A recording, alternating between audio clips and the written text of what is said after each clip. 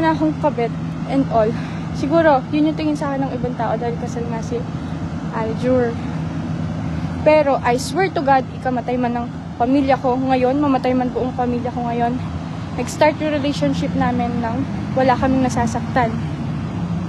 Wala kaming nilokong tao.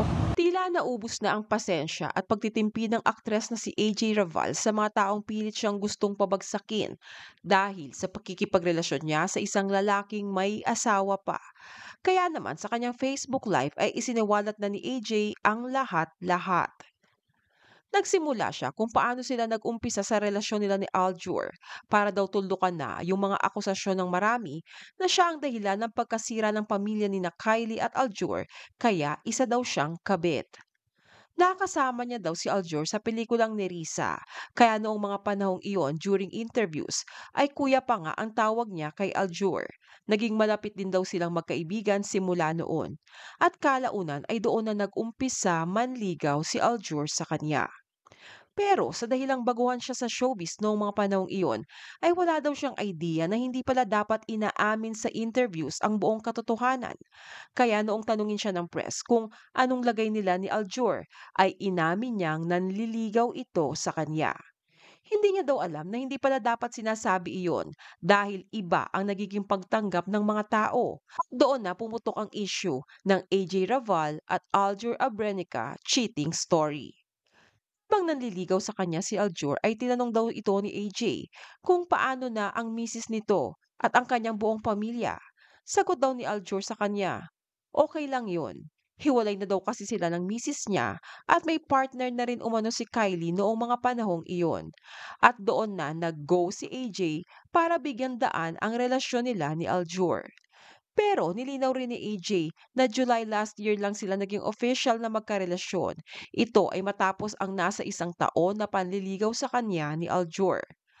Ani pa ni AJ, ginawa niya ang mag-live para lang ipaliwanag sa lahat na hindi totoo ang mga akusasyong ibinabato sa kanya ngayon ng marami na isa siyang kabit na siyang sumira sa masayang pamilya ni na Kylie at Aljur.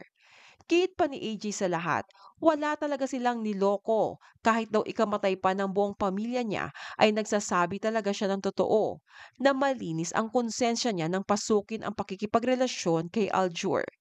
Aminado naman ang aktres na hanggang sa ngayon ay hindi pa rin annulled ang kasal ni na Aljur at Kylie. Kaya marami ang nag-aakusa sa kanya bilang kabit. Pero hiling din niya sa lahat na sana ay mag-move on na sa issue.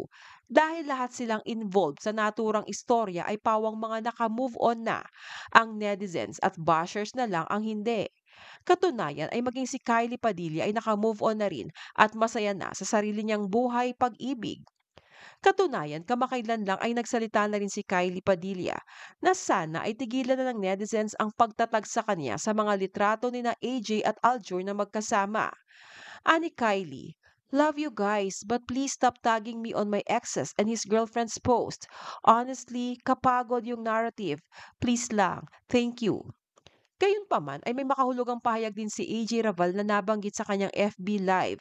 Ito ay ang taong tunay na may kasalanan sa relasyon ni na Kylie at Aljur. Tao na ini-stress nyo. Ini-stress nyo lahat. Alam nyo kung sinong atakihin nyo, talagang taong gumawa ng kasalanan sa kanila. Hiling din ni AJ na tigilan na ang tungkol sa baby issue dahil hindi daw nangyari iyon. Enough na please, enough na dun sa mga baby issue and buntis and all. Hindi nangyari yon, okay? Walang ganon. Samantala, sa latest interview naman kay Kylie, nang tanungin kung nagde-date ba siya ngayon, ay eto ang kanyang naging sagot.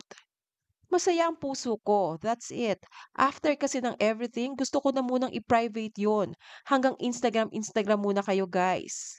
Pero matatandaan na makailang ulit na rin siyang spotted na kasama ang rumored boyfriend niyang tattoo artist sa kanilang mga out of the country vacation. Sa ngayon ay nagkakaintindihan naman ang ex-couple na sina Kylie at Aljur sa kanilang co-parenting agreement sa kanilang dalawang anak na sina Alas at Axel. Samantala, sina AJ Raval at Aljur Abrenica naman ay may papalabas na pelikula, ang Sugapa, na mapapanood na sa August 25.